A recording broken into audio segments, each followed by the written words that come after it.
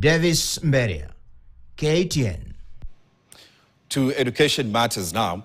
And tonight, the government has moved to tame the wave of student unrest sweeping through Kenyan schools, triggering emergency safety audits. Recent protests, strikes and dormitory fires have forced multiple schools, including top-tier high schools such as Alliance Boys, Mangu High and Upper Hill, to close indefinitely or send learners home. Education officials say after interrogations, students have named exam anxiety, poor communications and harsh living conditions as part of the crisis that has triggered the indefinite closure of the institutions. KTN senior reporter Daniel Kariuki has more. A school unrest has left most parents and Kenyans in shock. Most unsure if the day will end without receiving a notification informing them to pick their children from schools following rising tension and unrest. Learners from various schools have been sent home as a precautionary measure amid heightened tension.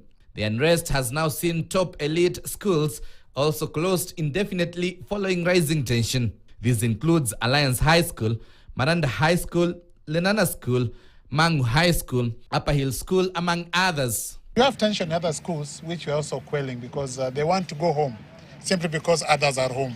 But we are trying to explain to them. The ones we've gone to and we've explained to, they're actually back to class and they're learning. Remember, it is a very busy term. We have already started our co-curricular activities, sports and music.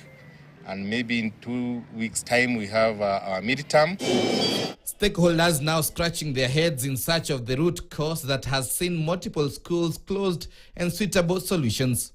The students have explained what has driven the crisis. The major issue is meals. They've also raised issues about congestion in their dormitories, which we've seen also, and we are trying to decongest those dormitories. They're also talking about issues affecting them and their teachers. And also in some cases, they're talking about teachers not taking into consideration their identity crisis. Police have also intensified patrols to ensure school safety and that they remain in operation. We are monitoring what is happening in our schools, and I can assure the parents whose children are learning in the institutions that the learners are safe. We have the police who are also patrolling within these schools just to make sure that we don't have any intrusion in our schools. We are spending the whole night awake.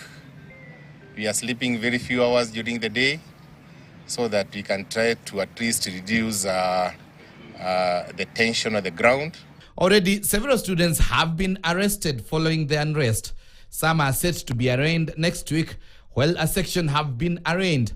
School largely affected is Utumishi Girls Academy in Gilgil, where the inferno tragically claimed the lives of 16 students and injured 79 others.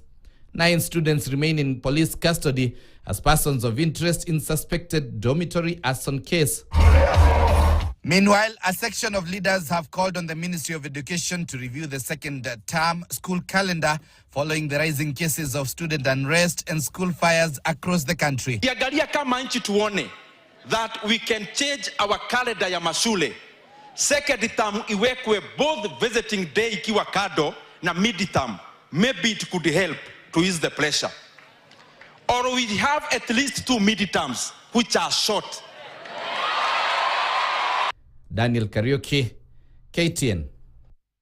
Comedian Eric Omondi